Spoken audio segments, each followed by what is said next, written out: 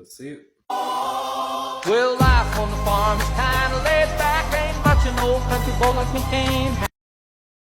Now an angel of the Lord said to Philip, Rise and go toward the south to the road that goes down from Jerusalem to Gaza. This is a desert place. And he rose and went.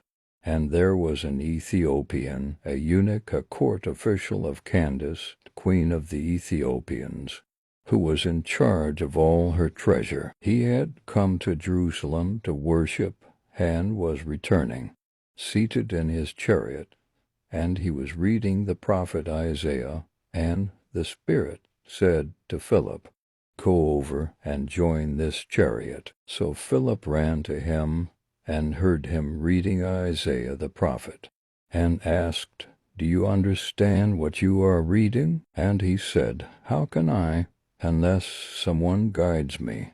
And he invited Philip to come up and sit with him.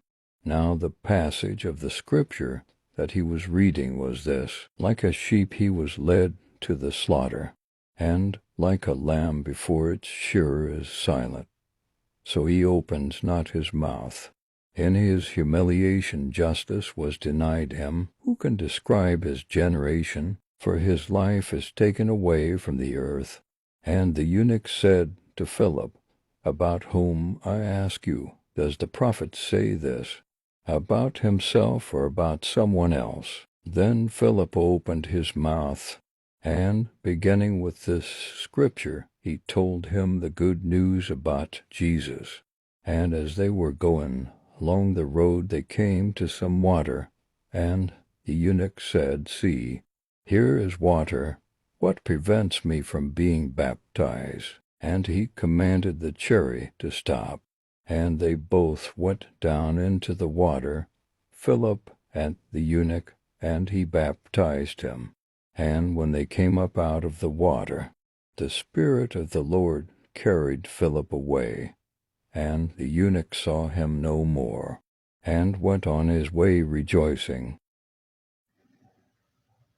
The problem here is he is treating eunuch as a gender identity, when it was treated as something else altogether. They were still men, but men who were infertile because of a variety of reasons to which Jesus shows. You could be born with fertility issues. You could have caused damage to yourself imposing this. Or, in instances such as priestly attendants of mixed genders, then males would deal with this for similar reasons people would neuter pets today. It wasn't about gender ideology. It has nothing to do with transgenderism. It's early to rise, early in the sack. Thank God I'm a country boy.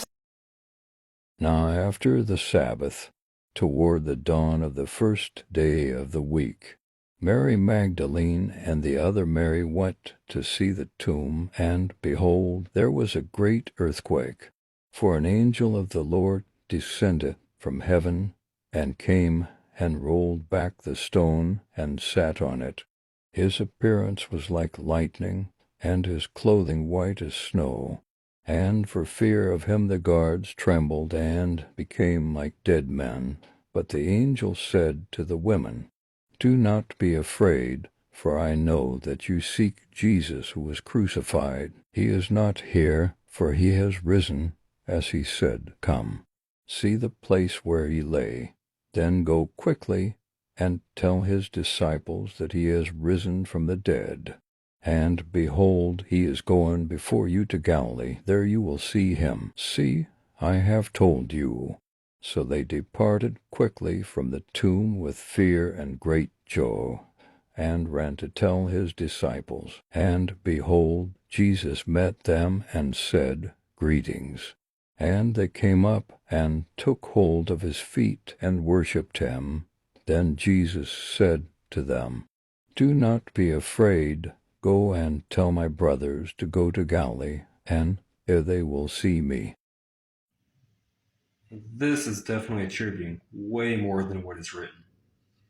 How are you defining first preacher? She was the first to speak of the risen Jesus, but not the first to preach the message that Jesus gave. This is something any pastor should know.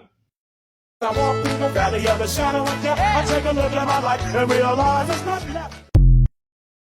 Judge not, that you be not judged. For with the judgment you pronounce you will be judged, and with the measure you use it will be measured to you. Why do you see the speck that is in your brother's eye, but do not notice the log that is in your own eye? Or how can you say to your brother, let me take the speck out of your eye, when there is the log in your own eye? You hypocrite, first take the log out of your own eye, and then you will see clearly to take the speck out of your brother's eye.